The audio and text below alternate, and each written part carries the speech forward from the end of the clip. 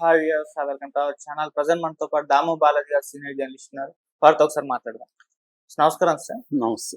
వనస్థలిపురంలో ఒక వ్యక్తి తన మాజీ భార్యని ఒక నెల రోజుల పాటు రెక్కీ చేశాడు, చంపేద్దామని ప్లాన్ వేసుకున్న తర్వాత ఇప్పుడు ఈ ఘటన మొత్తం హైదరాబాద్ వైరల్ అయిపోతుంది. అసలు ఏం జరిగింది ఈ ఘటనలో, మరి ఎందుకు అతను ఆ విధంగా చేశాడు, ఎందుకు కారణం ఏంటి? ఇప్పుడు హైదరాబాద్ లో వనస్థలిపురంలో జరిగిన ఈ బాగా సంచలనం సృష్టిస్తుంది. ఎందుకంటే ఇతను ఒక ప్లాన్డ్ గా రివెంజ్ తో రగిలిపోతూ ఒక సినిమాలో లాగా ఒక నెల రోజులు రెక్కీ చేసి ఆర్గనైజ్డ్ గా తాను ఒకడే సింగిల్ గా ఆర్గనైజ్డ్ గా తన మాజీ భార్యను ఎందుకు అంత స్టెప్ తీసుకున్నాడు, అతని వైపు రీజన్స్ ఏంటి, అసలు వీళ్ళ స్టోరీ ఏంటి, ఆ విషయాల గురించి మాట్లాడుకుందాం. ఈ అబ్బాయి పేరు దేవరకొండ మహేష్. వీళ్ళది పెద్దపల్లి జిల్లా మంతని.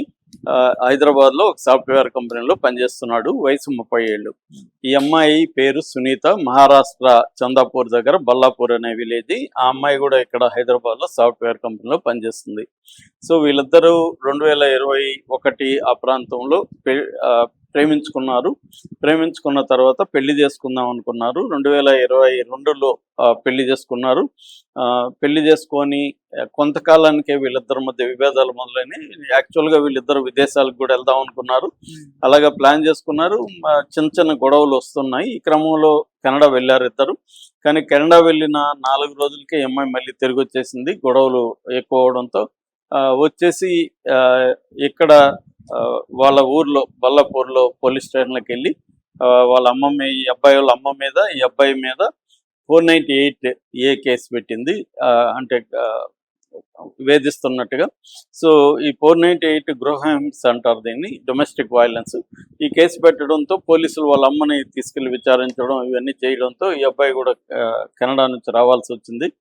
సో ఈ హరాస్మెంట్ ఏంది అని అబ్బాయి అడిగాడు. లేదు, నువ్వు నన్ను అరెస్ట్ చేస్తున్నావు అని చెప్పి అమ్మాయి కేసు పెట్టింది. ఈ క్రమంలో పెద్దల మధ్యవర్తితో పంచాయతీ చేసి 2024 డిసెంబర్లో వీళ్ళు విడాకులు తీసుకున్నాక ఈ అమ్మాయి వితిన్ 4 monthsలో 2025 ఏప్రిల్లో రంగారెడ్డి జిల్లా రావేరియా గ్రామానికి చెందిన శ్రీనివాస్ అనే అబ్బాయిని పెళ్లి చేసుకుంది. అది సీక్రెట్గా చేసుకుంది. ఈ అబ్బాయి మహేష్ కూడా తెలీదు. మహేష్ ఏమో ఇప్పుడు తల్లి కేసులు ఇరుక్కుంది, తాను ఇరుక్కుంది. ఈ అమ్మాయి పెళ్లి చేసుకున్నాక కూడా ఈ కేసును విత్డ్రా చేసుకోలేదు. ఈ అమ్మాయి ఈ విడాకులు అయింది కానీ కేసు మాత్రం నడుస్తుంది.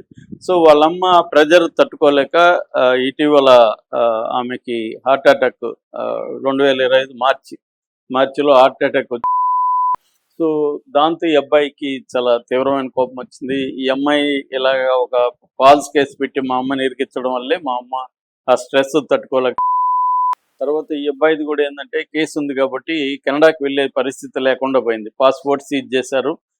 ఈ అబ్బాయి కెనడాకి వెళ్ళలేని ఒక సిచ్యువేషన్, ఇక్కడే ఉండాల్సి వచ్చింది. సో తను కెనడాకి వెళ్ళలేదు, ఇక్కడ సరైన జాబ్ లేదు. దాంతో ఇతను ఫ్రస్ట్రేషన్లో ఉన్నాడు. ఈ టైంలో ఈ అమ్మాయి ఏం చేసిందంటే తన హస్బెండ్తో ఉన్న ఫోటోల్ని, హ్యాపీగా ఉన్న ఫోటోలను అంతా కూడా ఫేస్బుక్లోను ఇన్స్టాలోను షేర్ చేసింది. అది తనకి అగ్నికి ఆజ్యం పోసినట్టు.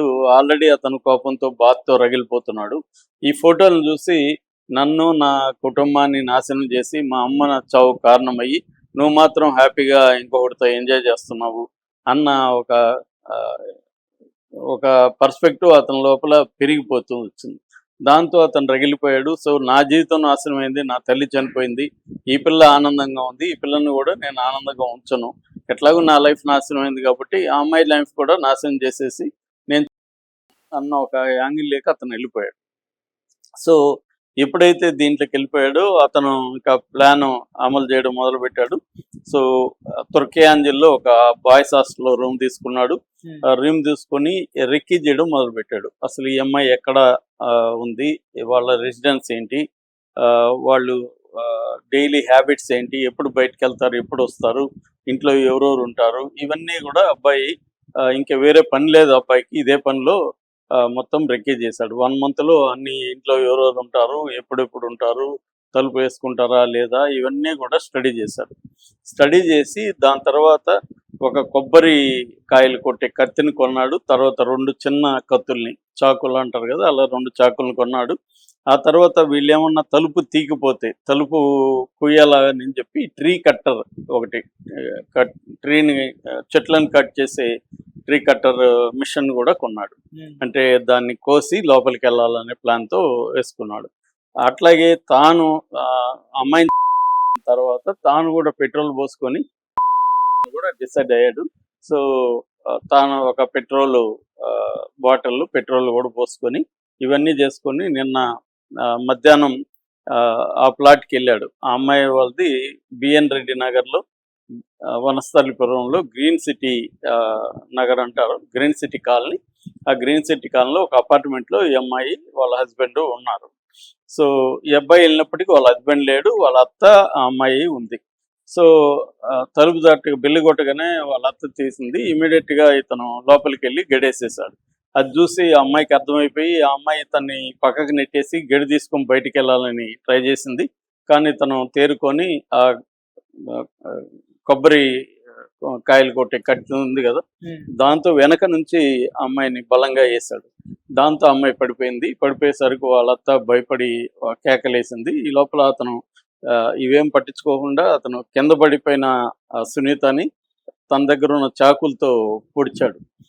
పొడిచి ఈ లోపల ఈ అమ్మాయికి ఈ అత్త కేకలేయడంతో చుట్టుపక్కల అపార్ట్మెంట్లో ఉన్న వాళ్ళంతా పరుగులు వచ్చారు. ఏందేందని అరుస్తున్నారు.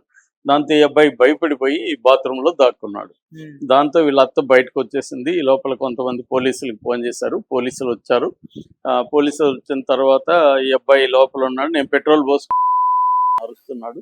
దాంతో వీళ్ళు కౌన్సిలింగ్ ఇచ్చి అబ్బాయిని నువ్వు చనిపోవద్దు, నువ్వు బయటికి రా, అది ఇది అని చెప్పి మొత్తానికి ఆ అబ్బాయిని అయితే బయటికి తీసుకొచ్చారు. అక్కడ నుంచి కూడా పారిపోవడానికి ట్రై చేశారు కానీ పట్టుకున్నారు. సో ఇప్పుడు ఆ అబ్బాయిని అయితే కేసు పెట్టారు, కోర్టుకు కూడా పెడుతున్నారు. సో ఈ ఈ అమ్మాయి కూడా ఇప్పుడు యాక్చువల్గా సునీత 3 month ప్రెగ్నెంట్ అని కూడా చెప్తున్నారు కొత్త హస్బెండ్తో. సో ఇది బేసిక్గా సంఘటన జరిగింది. అంటే దీన్ని మనం మామూలుగా అయితే ఇప్పుడు అందరూ రాస్తున్నది ఏమంటే వీడు ఒక సైకోగా మారిపోయాడు అని. సైకోగా మారిపోయిన పరిస్థితి అయితే కనబడుతుంది. ఎందుకంటే చాలాసార్లు నేను చాలాసార్లు చెప్తుంటాను, ఫ్యూజన్ లవ్ అనేది ఉంటుంది. ఒకరిని ఒకరు వదిలేని పరిస్థితి. అందులో ఒకరు వదిలేస్తే ఇంకొకరు వాళ్ళన్న చనిపోవాలి, నేనన్నా చనిపోవాలి, ఇద్దరన్నా చనిపోవాలన్న పద్ధతిలో ఉంటారు. సో ఈ అబ్బాయికి అది కూడా కాదు. ఈ అబ్బాయి ఏంటంటే రివెంజ్ అనేది ఏమంటే తన జీవితాన్ని నాశనం చేసింది, తన తల్లి చావుకు కారణమైంది. ఈ అమ్మాయి మాత్రం హ్యాపీగా ఉంది అనేది. ఇక్కడ ఈ అమ్మాయి వైపు నుంచి జరిగిన పొరపాటు ఏంటంటే ఈ అమ్మాయి పెట్టిన కేసు ఎంత వాస్తవం అనేది మనకు తెలియదు. గృహహింస నిజంగా జరిగిందా, ఇతను అమ్మాయిని ఎలా వేధించాడు, ఈ డీటెయిల్స్ ఏం మనకు లేవు. కాకపోతే జనరల్గా ఈ మధ్యకాలంలో 498 మిస్యూజ్ గురించి అనేక హైకోర్టులు కూడా చెప్తున్నాయి. అట్లాగే ఎందుకంటే భర్త మీద పెట్టడం కాకుండా ఆడపడుచుల మీద, అత్తమామల మీద కూడా వాళ్ళ రూల్ లేకపోయినా కూడా ఈ మధ్య అందరూ అమ్మాయిలు పెట్టేస్తున్నారు.